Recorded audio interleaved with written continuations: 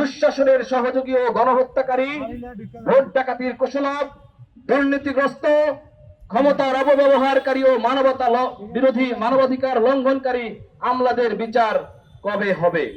এই প্রশ্নটির উত্তর বাংলাদেশের মানুষ খুঁজছে। আমরা লক্ষ্য করেছি বিগত সময়ে গুম, খুন, দুর্নীতি, হয়রানি, রাষ্ট্রীয় মদতে সন্ত্রাস ও দুঃশাসন কায়েম এবং ক্ষমতার অপব্যবহার নিয়ে অভিযোগ উঠলেও রাষ্ট্রের সে সকল কর্মচারীদের কোনো বিচারের আওতায় আনা হয়নি। কারো বিরুদ্ধে অভিযোগ প্রমাণিত হলে তাকে সাময়িক অব্যাহতি, বদলি করে দায় মুক্তি দেওয়া হয়। খুব বেশি গুরুতর করা হলে অপরাধ বরখাস্ত করা হয়। কিন্তু বিগত 15 বছর বা তার বেশি সময় ধরে বাংলাদেশে চলা দুঃশাসন, হত্যা ও দুর্নীতির হরিলুটে জড়িত ব্যক্তিদের আমরা বিচারের মুখোমুখি হতে দেখেছি খুবই সামান্য। আবার রাঘব বয়াল হলে তো তার বিরুদ্ধে তদন্তই হয় না, সরাসরি দায় মুক্তি। আমরা সরকারি চাকরিজীবীদের এই দায় মুক্তির সংস্কৃতির অবসান চাই। এই সংস্কৃতির অবসান চাই।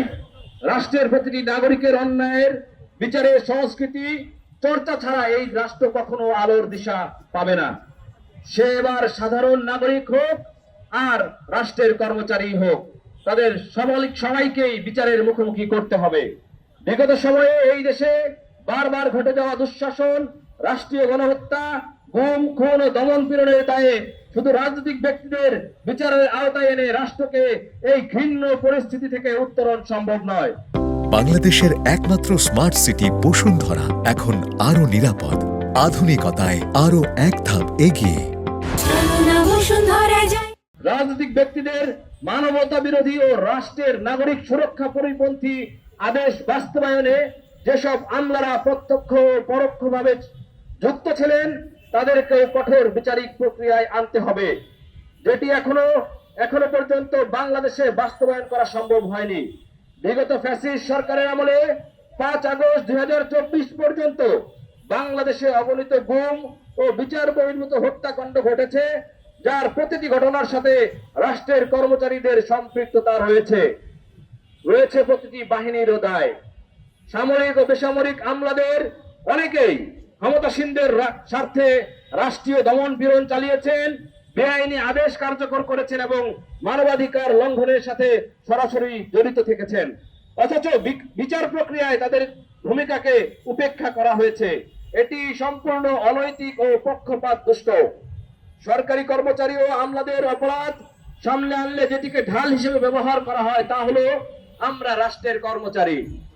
জনপ্রতিনিধিরা যে আদেশ দেয় সেটি বাস্তবায়ন করা তাদের কর্তব্য ও সরকার যে আদেশ দেয় সেটি মানতে তারা বাধ্য।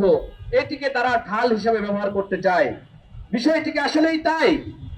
আমরা জানতে চাই, গুম করে আয়না ঘরে বন্দী করে রাখা তাদের চাকরিবিধির কোথায় উল্লেখ আছে? কোথায় উল্লেখ আছে ক্রসফায়ার দিয়ে নিরীহ মানুষ হত্যা করার বিধান? কোথায় আছে জনগণের ভোটাধিকার কেড়ে নিয়ে রাতের আধারে রাষ্ট্রীয় সহযোগিতায় ফ্যাসিস্ট ক্ষমতাসীনদের পুনরায় ক্ষমতা বুঝিয়ে দেওয়ার বিধান? কোথায় আছে ক্ষমতাসীনদের সাথে সমঝোতা করে ভাগ বাটোয়ারার মাধ্যমে অনৈতিকভাবে রাষ্ট্রের সম্পত্তি লুট করার বিধান? কোথায় উল্লেখ ছিল ছাত্র জনতার ন্যায্য আন্দোলনে লিথাল উইপেন ব্যবহার করে গণহত্যা চালানোর বিধান? কোথায় আছে বিরোধী মত হলে শত শত মামলায় ফাঁসিয়ে জেল হাজতে দিনের পর দিন, বছরের পর বছর আটকে রাখার বিধান? কোথায় আছে জনগণের ভোটাধিকার কেড়ে নেওয়া, ফ্যাসিস্ট ও খুনিদের পক্ষে নেওয়ার বিধান?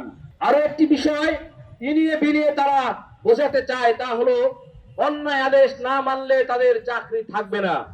আমরা স্পষ্ট ভাষায় বলতে চাই, আপনাদের চাকরি বাঁচানোর জন্য দেশের সার্বভৌমত্ব, নাগরিক নিরাপত্তা হুমকির মুখে ফেলে দুঃশাসন ও গণহত্যা চালানোর অধিকার আপনাদেরকে কে দিয়েছে?